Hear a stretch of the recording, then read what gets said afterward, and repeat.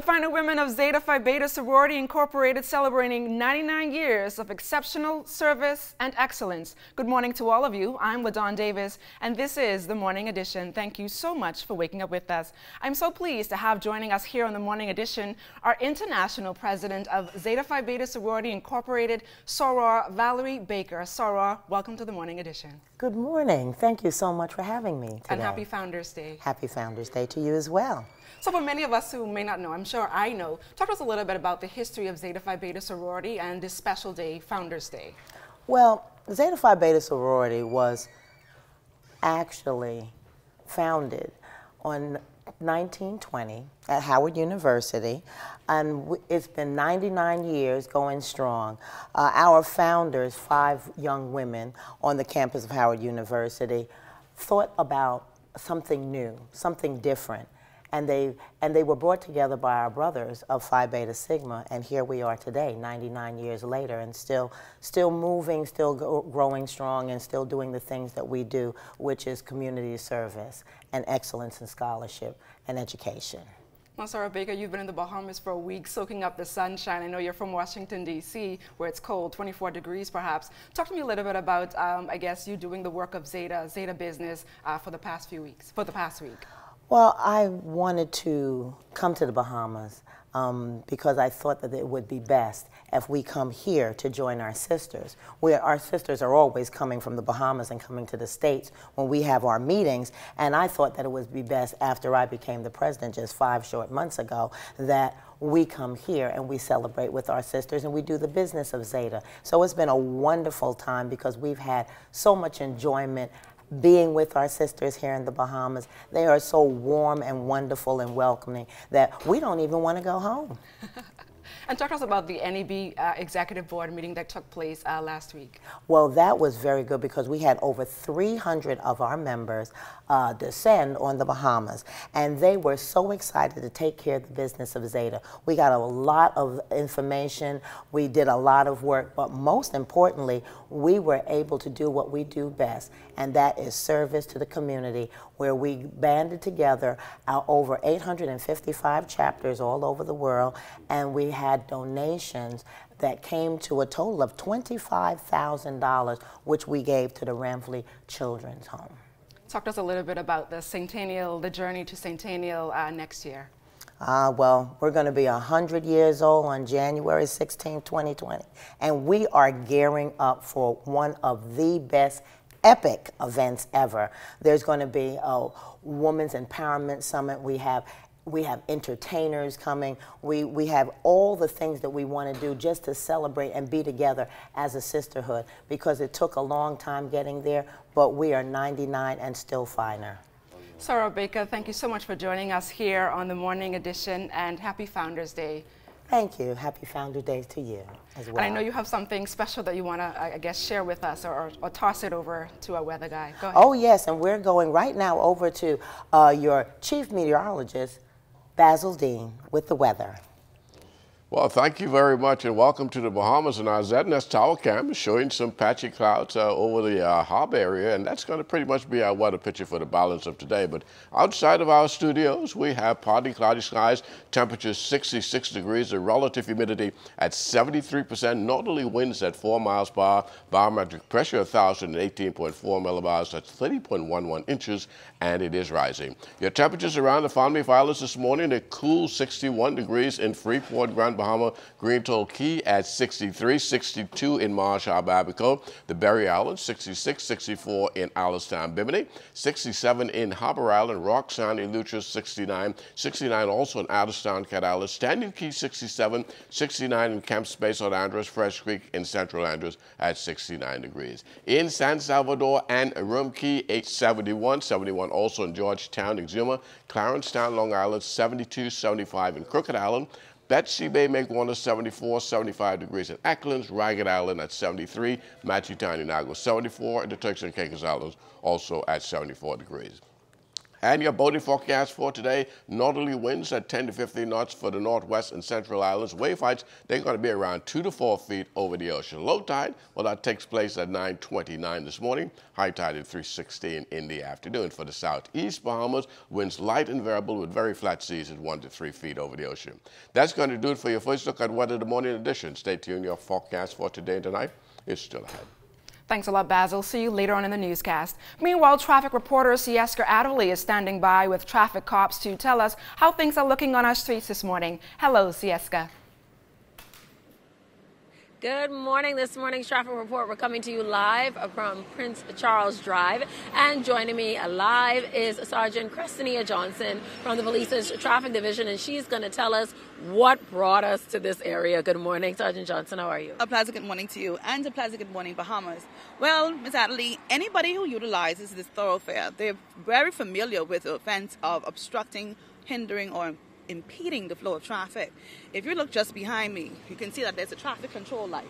And the traffic control light there, it has multiple intersections that are coming into one. And what happens is that drivers, once they're proceeding, especially the persons who are going westbound, when they see the light is about to turn, they then block the intersection. This is called impeding, obstructing, or hindering the flow of traffic. Now, this is something that we wanted to discourage. It is accompanied with a $100 fine because it's important, and we want drivers to understand your actions as a driver when operating your vehicle should not frustrate other drivers. Once you're driving, you're heading in your regular commute, you must understand that if an intersection is before you or there's a corner, you should not block this avenue. So anything in your power that you could do not to block the road or not to hinder the flow of traffic, the normal movement and the reasonable movement of traffic for other road users, you should not do it. So, Sergeant Johnson, does it result in you all being called here a lot to, I guess, come to accidents, investigate accidents? Yes. At one particular point, we had officers posted at this location trying to discourage this act. Now we are facing a lot of persons who get into what we call, again, the fender benders and bumping behind the vehicles.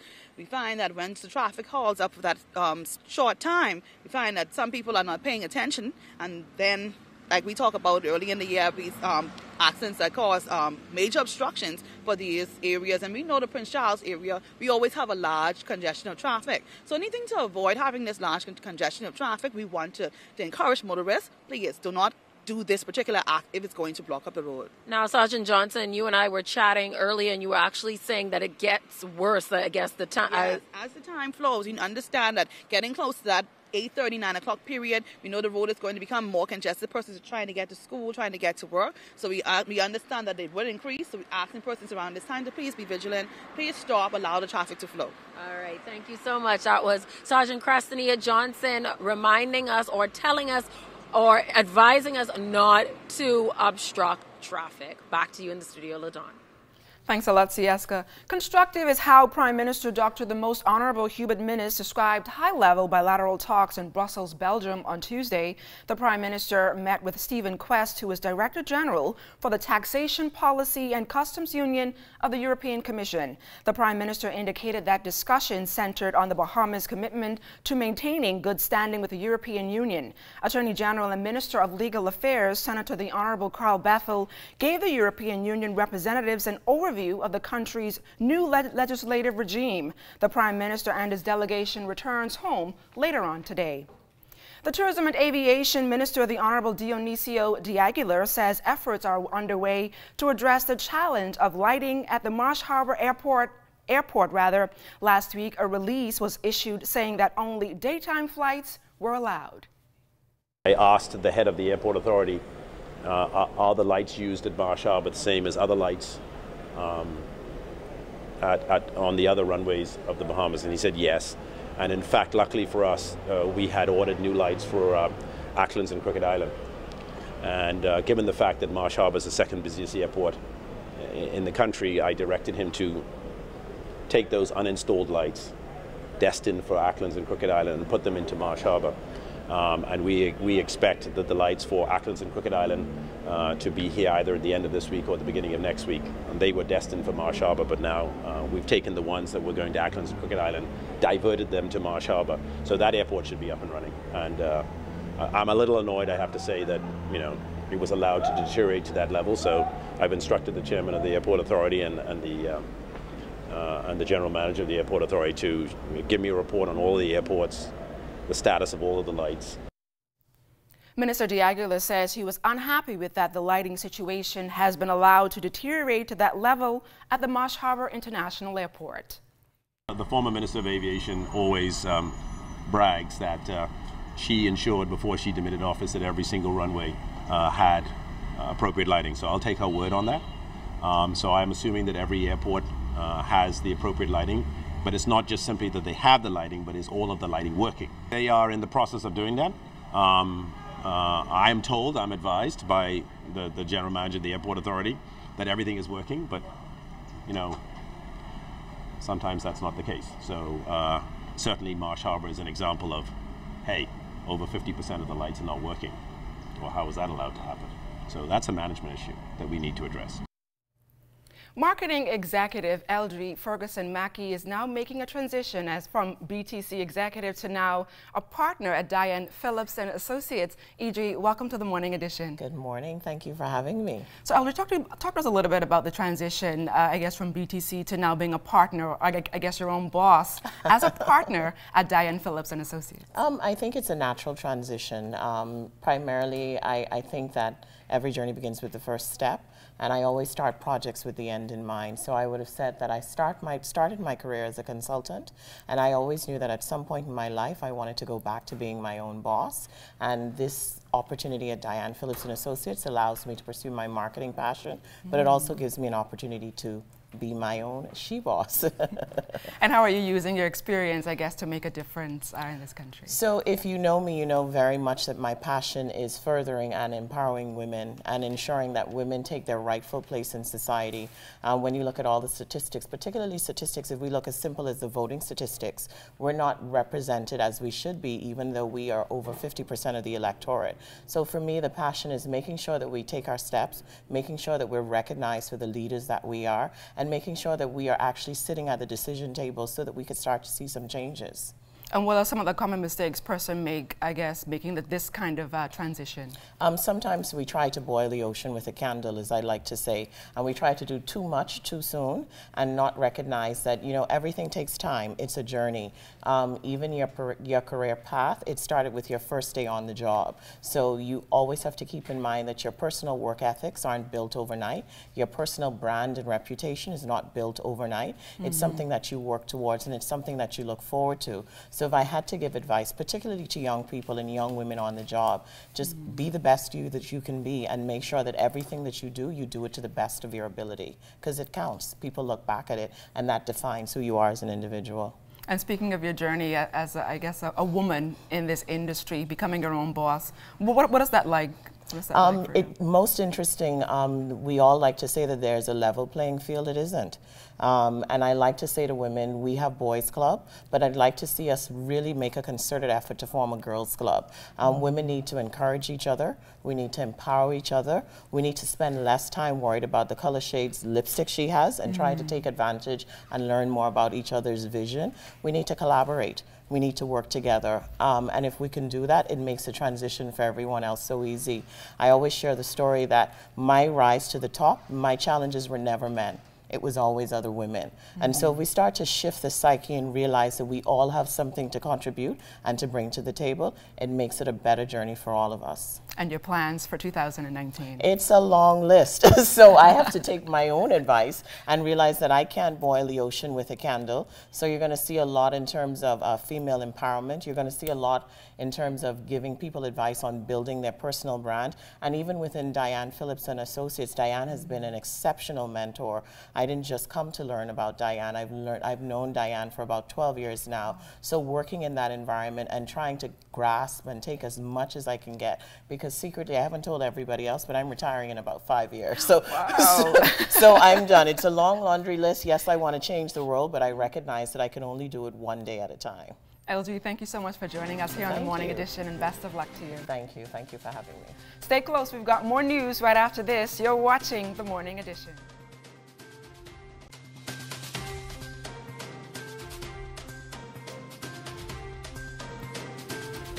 Welcome back to the morning edition. Declining conch stocks could lead to a ban on conch exports and possibly a closed season. These are some of the measures the Ministry of Agriculture is considering following a 10-year study that agriculture is considering suggests the conch stock will have declined to the point the country can no longer sustain commercial fishing. Acting Director of Fisheries Addison Delaveau says the study confirmed has been a concern for a number of years. Anecdotally, as well as scientifically, it is factual. Again, all you have to do is visit any conch landing site where there's a pile of conch shell, normally referred to as a conch midden. When you look at those middens, you would see huge quantities of juvenile conch. That is evidence that juvenile conchs are being landed. Persons right now having to go deeper waters and further afield to find conch. Again, that is another sign. Now, in the short term, Delaveau says there are things Bahamians and fishermen can do to ensure the future sustainability of the conch. What we can do is, number one, we can ensure that we're harvesting adult conchs.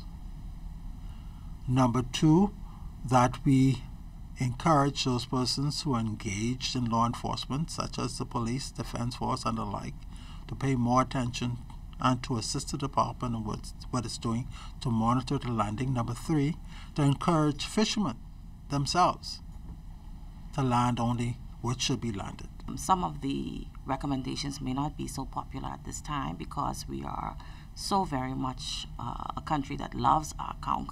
But if we intend to have it around for years to come, we certainly need to begin taking action now. For some, the holidays can automatically bring some depression or a sense of extreme loneliness. Imagine one having a relative die during the festive season and having to deal with the preparation during that time. Here's Charles Fisher. Death is something that must happen, but how can we accept it when it happens during a joyous time like Christmas? Death has become something that we don't want to accept, but it's inevitable. It's a part of life. And sometimes death happens when we least want it to. During the holiday season, during the festive season, during an anniversary or a birthday, right after someone gets married. We can't plan when it's going to be someone's last day. But what we have to do is we have to remind ourselves that every day is a moment for us to reconnect. Every day is a moment for us to check up on someone, to say hello. We shouldn't have to wait until Christmas to follow up with a family member to say, how you doing? I haven't seen you all year. Because you don't know if tomorrow's going to be that day. And this important advice from Harrison Thompson. We think about the festive season as a time for giving and reflecting. But I think we have to try and nurture that throughout the year. Let's not wait until November, December. Let's not wait until we're cooking turkeys. Let's do it in August. Let's do it right now. Let's do it before Valentine's Day. Let's do it before the birthday. Let's do it just because it's Wednesday, because we just don't know what life is going to have in store for us tomorrow. Society has taught us to muscle through emotions and stressful time. We get blamed for showing emotion, or we get seen as weak for showing emotion. But true strength comes from the person's ability to actually double down on being able to connect with themselves internally. Knowing that I am sad and not running away from it. Knowing that I am angry and not running away from it. Knowing that I may not be in the best place that I am right now. That gives us strength to know that tomorrow is another day, that we can work at this again. And I think it reminds us that we have a duty to ourselves to make sure that we are the best version of ourselves. Hope you have taken advantage of the knowledge over the past 2 days from Thompson and put them into practice in 2019. For the ZNS News Network, I'm Charles Fisher. I know sports has been dealt a devastating It's so blow ironic this that morning. I interviewed Harrison Thompson last week, and then this morning we are getting the news that the country has lost the sailing barber, Eliezer Johnson. You'll have that coming up in sports. The barber, no longer with us. What's coming up in sports? Barber J, we're going to talk about Barber J. And I was supposed to do an exercise workout this morning. I didn't want to do it, but Jay said, Fisher, let's get away some of that stress, so I'm going to do an exercise with Jay this morning. But so you're going to burn off some calories? Yeah, it's all about Barber J today. That and more ahead in sports.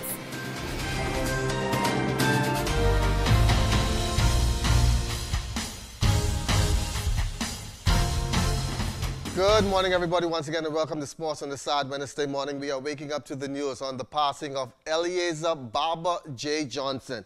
He left us this morning after a short battle.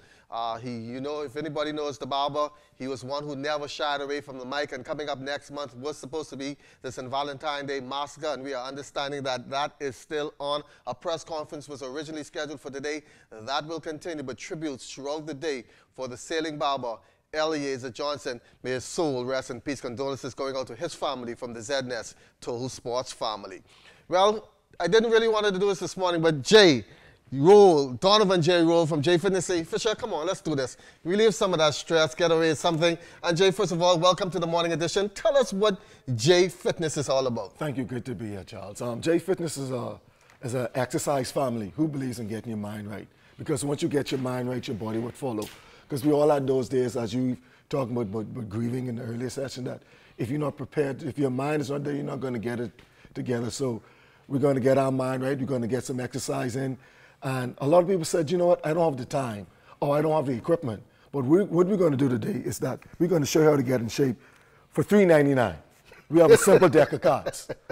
And I know it's important to warm up and stretch before we start. We got that done before we came on set. So what we're going to do, we're going to use the diamonds. Diamonds are going to be jumping jacks. So then we're going to say hearts are going to be push-ups, spades are going to be squats. You can do this every day. Every day. You can mix it up, and then clubs are going to be some form of a core exercise. So we know we're ready. You ready to get started? Ready. Okay, so we have an 8 of diamonds, so that's 80 jumping jacks. Let's make it happen. Yeah, buddy. Keep it tight, man. Keep it tight, man. Come on, man. We can't do all 80 out here. No, man. Make it happen. So I thought the card say 8 though. No, but this the J way though. J say put the 0 to it to make it 80. Let's give me another one. Give me another one. We have 5 squats. 5 squats right there. Make sure keep the knee behind the toe. Sit chest up, chin up. Boom. Boom. There you go. You know you're doing it so good. Let's add a jump squat there. Let's go. Let's get it in. Oh yeah. So where do you work out from, Jay? Okay, we do in the evenings. We do junk aerobics at COB Gym. I was trying to distract you. No. I'm sharper than that. So that's 5:30 Monday through Thursday. Now we get 6 push-ups, buddy. Let's go. Get down. Let's go. 1. Oh, yes. We'll do it all day. And then in the mornings, let's go fish. Let's go fish. In the mornings, Monday mornings, we work at the Queen Staircase. Tuesday mornings, Goodman's Bay. Wednesday, come on, fish. No, we don't have enough time, but okay, fish, okay. Do you go through the whole deck of cards? You gotta go through the whole deck of cards, man. It's 45 minutes, 50 minutes your morning. You know what? This is a special card just for you. This is the joker. That's what they call me. Because you seem to be joking. So for that, you get me some burpees today, my brother. Burpees, let's go. What is burpees? Right here, we go down, boom. Flat back, push up, drive in, touch the sky, buddy. Oh, touch the sky, buddy. Come on, fish. Oh, you're looking like a Celtic, man. I'd like you to make this happen, buddy. Good job, man. Good job. So we go to the whole deck of cards once again. Where can we find you? Okay, you can find me on social media at JFitness242. That's JAY Fitness 242 on Instagram or Facebook. You can find me in the mornings at the Queen Staircase on Mondays, Tuesday at Goodman's Bay, Wednesday at the Cricket Club, Thursday's the rest day, and Friday by the bridge. Okay, we're going to try this at Ace Club. That is for LaDawn to do 80 push-ups. Jiminy the 7 and heart. She's going to do 20 sit-ups. Donnie, our cameraman, 9 and hearts. He's just going to walk to the cooler and get me some water. And that's it for sports, everybody. Have a good day. All right, good job, man.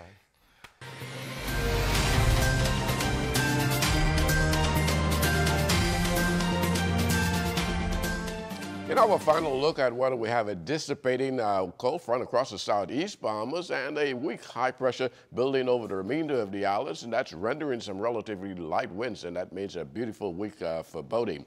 Outside of our studios today, we're looking at partly sunny conditions, the high temperature getting up to 77 degrees, and tonight, another beautiful night, partly cloudy, still mild, a low temperature getting down to about 64 degrees. The extended weather forecast over the next 7 days, once again, lovely temperatures are leading right through the weekend, but on Sunday morning we have that frontal system that will be penetrating the northwest Bahamas, and that will bring some cooler weather which will affect us early next week, where we'll see temperatures in the 50s in some parts of the northwest Bahamas. Thanks a lot, Basil. And just before we go, we would like to send out a very, very special happy birthday to our radio technical producer, Corey Smith, who's celebrating his sweet 16th birthday today. Happy birthday, Corey. And that does it for the morning edition. Thank you so much for waking up with us. Be sure to join us at 6 p.m. for our 2-hour newscast. Once again, I'm LaDawn Davis. Happy Founders Day, Sorrows.